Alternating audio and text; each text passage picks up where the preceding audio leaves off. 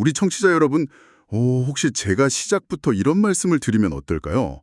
지금 여러분의 뼈 모양은 고정되어 있지 않습니다. 아, 그거 약간 시작부터 너무 선득하게 들릴 수도 있겠는데요? 그쵸? 약간 무섭죠? 심지어 지금 이 방송을 들으시면서 앉아 계신 그 약간 비스듬하고 편안한 자세가 여러분의 골격을 새로 디자인하는 중일지도 모른다고 하면요. 사실 우리는 보통 뼈나 골격이라고 하면 막 철근 콘크리트처럼 한번 딱 굳어지면 평생 안 변하는 엄청 단단한 구조물이라고 생각하잖아요. 맞아요. 저도 그렇게 생각했거든요. 그런데 오늘 우리가 파헤쳐볼 자료가 그 고정관념을 완전히 깨버립니다. 네, 아주 흥미로운 자료죠. 이번 심층 탐구에서는 그 전문적인 의학 자료인 근골격계 물리치료 중재학이라는 자료를 바탕으로요.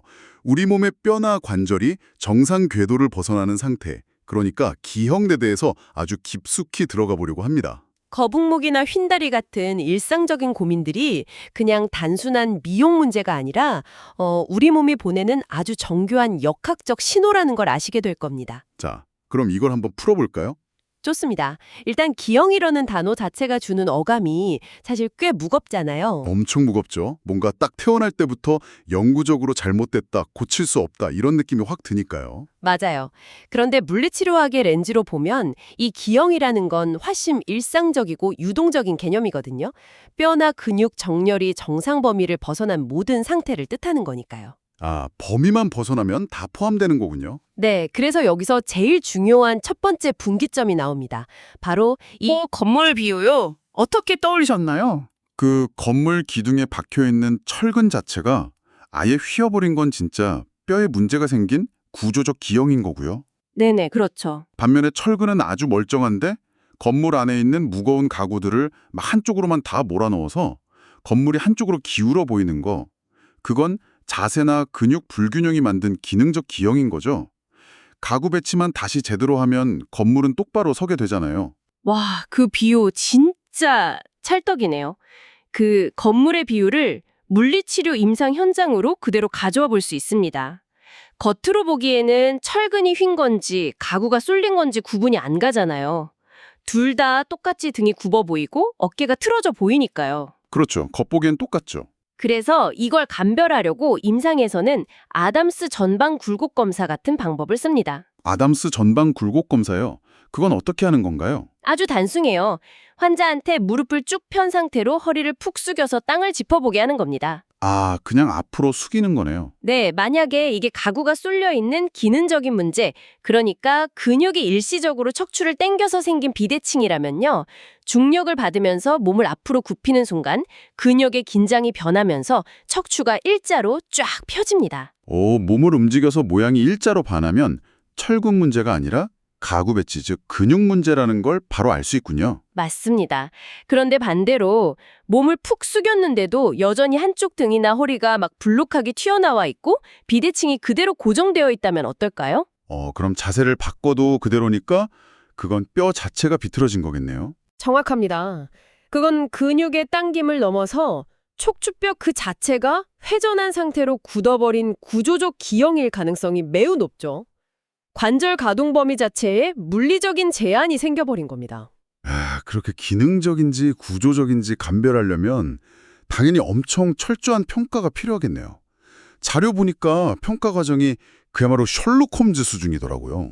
네, 엄청 꼼꼼하게 보죠. 언제부터 아팠는지, 성장 급진기인지 병력 총치는 기본이고요. 막 양쪽 다리 길이 차이도 재고 트렌델렌버그 보행 같은 것도 직접 관찰하고 그러잖아요. 네, 직접 만져보고 근력도 테스트하고요. 선천성 고관절 이상을 볼 때는 무릎을 세워서 높이를 비교하는 갈레아칠 테스트라는 것도 하고요. 아, 그리고 고관절 굴곡 구축을 보는 토마스 테스트라는 특수 검사도 하더라고요. 그런데 솔직히 여기서 저는 약간의 반론을 제기하고 싶었어요. 오, 반론이요? 어떤 부분에서요? 아니, 평가 과정이 놀랍도록 꼼꼼하긴 한데 사실 요즘 현대 영상의학 기술이 엄청나잖아요. 그렇죠. 엄청 발전했죠. 그냥 엑스레이 한 방 딱 찍고 MRI로 스캔해서 각도기처럼 딱 재면 어디가 얼마나 휘었는지 진짜 1초 만에 알 수 있는 거 아닌가요? 충분히 그렇게 생각하실 수 있죠. 네, 그러니까 왜 굳이 환자한테 막 스텝다운 시켜보고 한 발로 서게 하면서 이런 복잡한 기능 검사를 힘들게 해야 하는 이유가 뭔가요? 아, 이건 정말 중요한 질문을 던지시네요. 확실히 영상의학이 구조적 문제를 찾아내는데 탁월한 건 사실입니다. 뼈의 형태를 보는 데는 최고죠. 그렇죠. 뼈 사진은 기가 막히게 나오잖아요. 하지만 엑스레이나 MRI가 보여주는 것은 결국 침대에 가만히 누워있거나 서 있을 때에 멈춰있는 정지 사진입니다. 아, 정지 사진이요? 네, 반면에 물리치료가 해결해야 하는 우리의 일상생활은 정지된 게 아니라 영화처럼 끊임없이 이어지는 동적인 움직임이잖아요. 와, 정지 사진과 영화의 차이네요.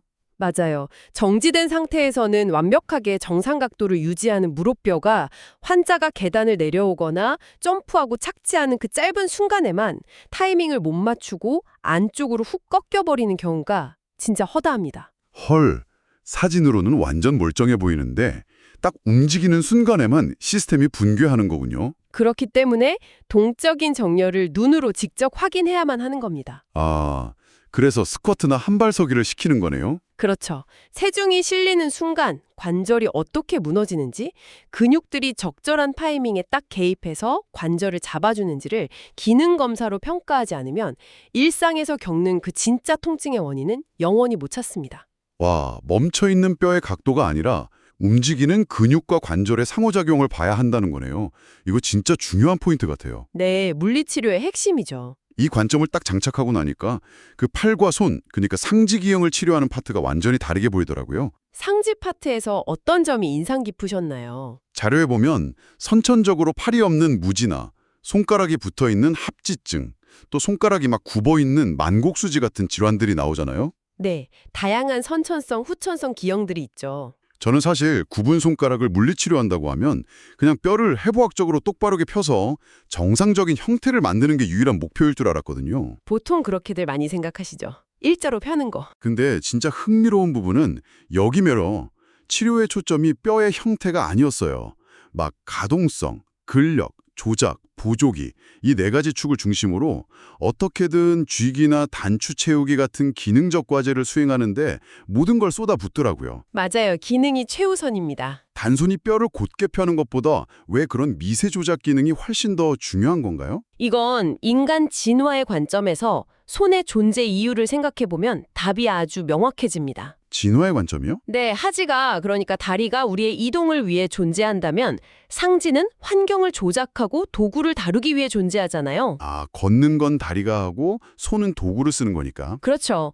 그래서 아무리 수술로 손가락뼈를 완벽한 일자로 예쁘게 펴놓았다고 하더라도 그 손으로 물컵을 쥐거나 펜으로 글씨를 쓰지 못한다면 상지로서의 기능은 죽은 거나 다름없습니다. 와, 뼈가 똑발라도 컵을 못 쥐면 의리가 없다. 진짜 확 와닿네요. 그래서 상지 기형 치료에서는 부종이나 흉터 관리도 중요하지만 무엇보다 스플린트, 그러니까 부목으로 밤에는 뼈가 안 굽게 딱 고정해 두고요. 네네. 낮에는 환자한테 끊임없이 감각운동 학습을 시키는 겁니다. 이게 핵심이에요. 감각운동 학습이라면 그냥 헬스장에서 하듯이 허공에 대고 팔을 구부렸다 펴는 그런 운동과는 좀 다른 건가요? 완전히 다릅니다. 예를 들어 컵을 쥐고 입으로 가져가는 행동을 할 때 우리 손끝의 피부나 관절에 있는 감각 수용기들이 컵의 무게랑 질감 같은 정보를 뇌로 쫙 보내거든요. 아, 감각이 먼저 뇌로 가는군요. 네, 그럼 뇌는 그 정보를 순식간에 분석해서 다시 팔과 손가락 근육들한테 어느 정도의 힘으로 쥐어라 이렇게 정밀한 명령을 내리죠. 하나의 정보 루프가 돌아가는 거네요. 맞습니다. 기형이나 손상 때문에 끊어졌던 이 뇌와 손가락 사이의 정보 루프를 다시 연결해주는 작업, 그게 바로 과제지향 훈련입니다. 그래서 관절 운동, 기능적 과제 훈련, 그리고 스플린트를 결합한 이 3종 세트가 상지 치료의 공통분모가 되는 거죠. 와, 손이 뇌의 명령을 수행하는 도구라면 도구로서의 감각 자체를 막 일깨워주는 거군요. 아주 정확한 요약입니다. 자, 그럼 상지가 환경과 상호작용하는 도구라면 이제 그 도구를 쓸 수 있게 몸 전체를 딱 지탱하고 이리저리 이동시키는 토대, 바로 다리, 하지로 넘어가 볼까요? 네, 하지는 정렬과 보행이 모든 것의 핵심이죠. 맞아요. 발끝부터 무릎, 고관절까지 하나의 커다란 정렬의 사슬로 설명이 되더라고요. 그렇죠. 다 연결되어 있으니까요. 자료 보니까 선천성 내반족처럼 발바닥이 막 오목하고 안쪽으로 심하게 꺾인 그런 까다로운 문제부터 나오고요. 네, 거기에 평팔이나 요족, 또 흔히 오다리라고 부르는 내반슬, X다리인 외반슬 같은 다양한 기형들이 등장하죠. 그런데 제가 여기서 진짜 주목했던 건 이거예요. 발목이나 무릎이 아프다고 해서 물리치료사가 막 그 아픈 다리 부위만 쪼물닥거리는 게 아니라는 점이었습니다. 아, 눈치채셨군요. 네. 유독 둔근, 그러니까 엉덩이 근육이랑 코어 강화를 엄청나게, 진짜 엄청 강조하더라고요. 네, 치료의 우선순위가 거기에 있죠. 그래서 그 물리치료의 우선순위를 보면서 제가 이런 유추를 한번 해봤습니다. 자동차로 치면 이 코어와 둔근은 인체의 엔진이자 조향장치인 거예요. 오, 자동차 엔진이요? 네, 만약 타이어, 그러니까 발 방향이 삐뚤어져서 차가 자꾸 한쪽으로 쏠린다면 타이어 겉면만 막 만지작거릴 게 아니라 아예 엔진룸 깊숙이 들어가서 골반이랑 코어라는 조향장치 자체의 힘을 빡 키워줘야 한다는 거잖아요. 와, 청취자분들이 진짜 이해하기 쉬운 완벽한 비유입니다. 그 엔진 비유를 제가 조금 더 구체적인 인체 역학으로 한번 풀어볼게요. 네, 부탁드립니다. 앞서 평가 단계에서 저희가 잠깐 언급했던 트렌델렌버그 보행이라는 걸 예로 들어보겠습니다. 우리가 걸을 때 한 걸음을 딱 내디디면 오른쪽 팔을 공중으로 들어 올리는 순간 우리 체중은 오직 왼쪽 다리 하나에 다 쏠리게 되잖아요. 그렇죠. 한 발로 서 있는 찰나가 생기니까요. 이때 오른쪽 골반이 허공에 떴는데도 아래로 툭 떨어지지 않고 수평을 딱 유지하도록 위에서 붙잡아주는 게 누굴까요? 오, 뒤쪽 다리가 아니라 땅을 딛고 있는 반대편 다리 쪽인가요? 맞습니다. 바로 땅을 딛고 있는 왼쪽 엉덩이의 중둔근입니다. 아, 디디고 있는 쪽의 엉덩이 근육이 반대쪽 골반이 추락하지 않게 지렛대처럼 꽉 잡아주는 거군요. 빙고!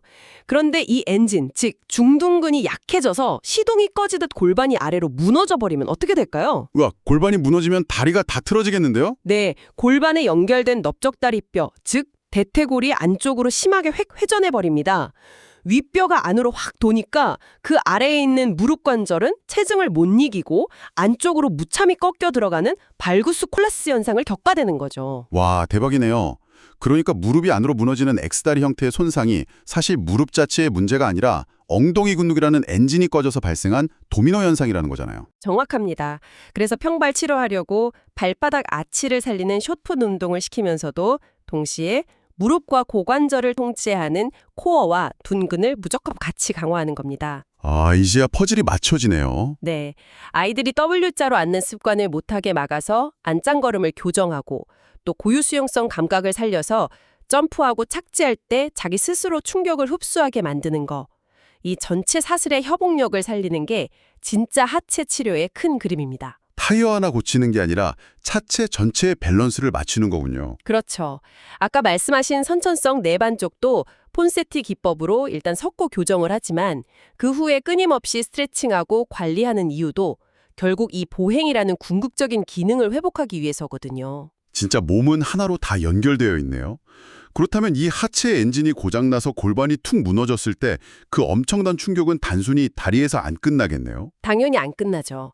그 충격은 인체가 직립보행을 유지하는 중심 기둥, 즉 척추를 타고 그대로 위로 확 올라갑니다. 아, 척추로. 자, 그럼 자연스럽게 척추기형 파트로 넘어가 보겠습니다. 구분등인 과후만증이나 오리궁둥이처럼 허리가 꺾인 과전만증도 나오지만 역시 가장 핵심은 척추측만증이더라고요. 네, 척추측만증은 임상에서 정말 중요하게 다루는 주제죠.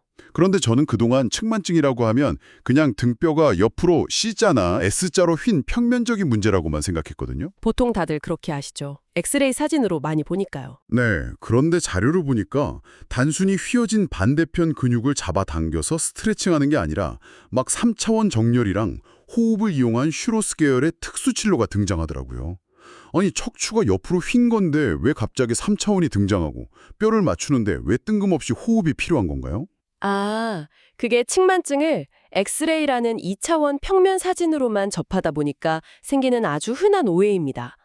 척추 측만증은 절대로 단순히 기둥이 옆으로 띡 기운 게 아니에요. 옆으로 기운 게 아니라고요? 네, 수건의 양끝을 잡고 쥐어짜듯이 꽉 비틀어 보세요. 척추뼈 하나하나가 나선형 계단처럼 축을 중심으로 빙글빙글 회전하면서 꼬여 들어가는 완벽한 3차원적인 변형입니다. 와, 뼈 자체가 무슨 스크루바처럼 꼬여버린다는 거군요. 상상만 해도 아프네요. 그렇기 때문에 문제가 척추에서 절대 끝나지 않습니다. 척추에는 흉곽, 즉 갈비뼈가 다닥다닥 붙어 있잖아요. 네, 그렇죠. 척추가 회전하면서 꼬이면 거기에 달린 갈비뼈들도 한쪽은 뒤로 불룩하게 튀어나오고 반대쪽 가슴은 앞으로 푹 꺼져버리는 심각한 흉곽 비대칭이 같이 발생합니다. 갈비뼈 통째로 찌그러지는군요. 네, 여기서 바로 호흡이 결정적인 치료 도구로 등장하는 겁니다. 호흡으로 그 찌그러진 갈비뼈를 대체 어떻게 펴는 건가요? 막 바람이라도 불어넣나요? 비슷합니다. 우리 폐는 갈비뼈, 즉 흉곽 안에 들어있잖아요. 슈로스 운동법에서는 환자 스스로 그 푹 꺼져버린 오목 한쪽 폐로 공기를 아주 의식적으로 깊고 빵빵하게 밀어 넣도록 훈련시킵니다. 오, 찌그러진 쪽에만 공기를 집중해서 넣는다고요? 맞아요. 물리치료사가 밖에서 손으로 근육을 억지로 당겨서 뼈를 맞추는 게 아니라요. 환자가 들이마시는 공기의 압력을 이용해서 찌그러진 갈비뼈를 안에서 밖으로 쑥 밀어내 팽창시키는 거죠. 우와, 미쳤다. 밖에서 힘으로 뼈를 구부려 펴는 게 아니라 환자 자신의 호흡이라는 내부 압력으로 무너진 기둥을 스스로 다시 세운다는 거네요. 네, 바로 그겁니다. 단순한 마사지나 교정이 아니라 이건 거의 환자의 신경이랑 근육, 호흡 패턴까지 머릿속에서 아예 새로 프로그래밍하는 엄청난 작업이네요. 맞습니다. 고도의 집중력이 필요한 재활 과정이죠. 야, 이렇게 물리치료의 정교함과 강력함에 막 감탄하다가도요. 자료 마지막 파트에 가서는 아주 무서운 경고등 하나가 강렬하게 깜빡이더라고요. 아, 레드 플래그 말씀이시죠? 네. 절대로 함부로 스트레칭하거나 운동으로 넘겨서는 안 되는 위험 신호들. 어떤 증상들이 있을 때 운동을 멈추고 즉시 병원으로 달려가서 의학적 조치를 받아야 하는 건가요? 우리가 지금까지 논의한 이 모든 기능적 재활의 전제 조건은요. 기저에 다른 심각한 의학적 질환이 없어야 한다는 겁니다. 아, 뼈나 근육 문제가 달아 안을 수 있다. 그렇죠. 만약에 체형의 변형이 너무 짧은 시간 안에 눈에 띄게 급격히 진행되거나 밤에 잠을 이룰 수 없을 정도로 극심한 야간통이 오거나 아니면 특별한 이유 없이 체중이 뚝뚝 떨어진다면 이건 단순한 근육 불균형이나 자세 문제가 아닙니다.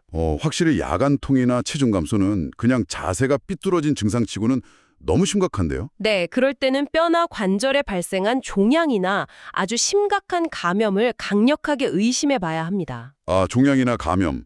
진짜 무섭네요. 또 다른 주의해야 할 신호가 있을까요? 신경학적 결손입니다. 신경 쪽에 문제가 생기는 거요? 네, 예를 들어 갑자기 발목을 위로 들어 올리지 못해서 걸을 때 발이 덜컥거리는 풋드롭 현상이 생긴다거나 다리 감각이 둔해져서 막 남의 살처럼 느껴질 때 심지어 대소변을 조절하는 데 문제가 생겼다면 그 즉시 모든 운동을 멈춰야 합니다. 대소변 장애까지요? 그건 진짜 응급 상황 아닌가요? 은근 맞습니다. 이것은 척추나 관절의 변형이 단순히 뼈 문제를 넘어서 그 안을 지나는 중추신경이나 주요 신경 다발을 심각하게 짓누르고 있다는 아주 파괴적인 경고음이거든요. 특히 성장기 아이들의 변형이 심하게 악화될 때도 지체 없이 정밀 검사가 필요합니다. 와, 내 몸이 보내는 신호가 교정 가능한 자세의 문제인지 아니면 내부 시스템이 완전히 붕괴하고 있다는 응급 사이렌인지 정확히 읽어내는 게 정말 중요하겠네요. 맞습니다. 타이밍이 생명이니까요. 이런 레드 플래그 앞에서는 폼롤러 문지르고 코어 운동할 때가 아니라 즉각적인 의사의 진단이 필수적이라는 점 우리 청취자 여러분도 꼭꼭 기억하시길 바랍니다. 네, 명심하셔야 합니다. 자, 오늘 우리는 근골격계 물리치료 중재학이라는 이 특별한 렌즈를 통해 기형이라는 두려운 단어 뒤에 숨은 인체의 놀라운 역학을 들여다보았습니다. 상당수의 변형은 영구적인 뼈의 문제가 아니라 우리의 생활 습관과 근육 불균형이 만든 기능적 문제였죠. 네, 희망적인 소식이죠. 올바른 평가로 진짜 원인을 찾고 코어와 둔근이라는 엔진을 빰빵하게 살려내고 스스로 호흡을 통제해서 3차원 정렬을 다시 세운다면 얼마든지 교정하고 관리할 수 있다는 사실도 배웠습니다. 아주 완벽한 요약이네요. 그럼 이 모든 지식의 조각들이 대체 우리 청취자 여러분의 일상에 어떤 의미를 가질까요? 물리치료는 단순히 외부에서 가해지는 힘으로 뼈를 강제로 펴는 수동적인 작업이 아닙니다. 약해진 근육을 스스로 깨우고 어긋난 감각을 뇌와 다시 연결해서 우리 뇌가 신체를 올바르게 조절하도록 재교육하는 과정이거든요. 오늘 이야기한 동적 정렬, 둔근 강화, 3차원 호흡, 이 모든 것들은 결국 내 몸의 주도권을 내가 다시 가져오는 과정이라고 할 수 있습니다. 내 몸의 주도권을 내가 가져온다. 정말 멋진 말이네요. 그렇다면 여기서 여러분이 오늘 밤 침대에 눕기 전까지 한 번쯤 곱씹어 보실 만한 도발적인 생각거리를 하나 던져드리고 싶습니다. 어떤 건가요? 물리치료가 신체의 재교육이라면요. 우리는 매일매일 무의식 중에 우리 몸을 나쁜 쪽으로도 교육하고 있는 셈입니다. 아, 듣고 보니 그러네요. 나쁜 교육? 지금 이 방송을 들으시면서 스마트폰이나 모니터를 향해 목을 쑥 빼고 허리를 구부정하게 웅크리고 계신 분들, 그 편안하지만 비투어진 기능적 자세가 사실은 지금 이 순간에도 여러분의 근육과 신경에 새로운 기준값을 열심히 프로그래밍하고 있다는 사실 아시나요? 무서운 진실이죠. 만약 그 잘못된 교육을 멈추지 않는다면 수년 뒤에는 그 일시적인 자세가 여러분의 뼈 자체의 영구적인 구조적 기록으로 깍 굳어버리게 될 겁니다. 우리의 뼈와 관절은 그저 살을 지탱하는 막대지가 아니거든요. 맞습니다. 매일매일 여러분이 어떻게 걷고 어떻게 앉는지 그 생활 습관의 역사를 가장 정직하게 기록하는 생물학적 일기장이 아닐까요? 아, 뼈는 일기장이다. 여운이 깊게 남네요. 자신의 일기장에는 오늘은 어떤 자세를 기록하셨는지 한번 점검해 보시길 바랍니다. 지금 바로 허리를 한번 곧게 쫙 펴시고요. 갈비뼈가 팽창하도록 깊은 숨을 들이마시면서 여러분의 3차원 정렬을 한번 리셋해 보세요. 저희는 다음 심층 탐구에서 더 흥미롭고 놀라운 지식들을 가득 안고 다시 찾아오겠습니다. 끝까지 함께해 주셔서 감사합니다.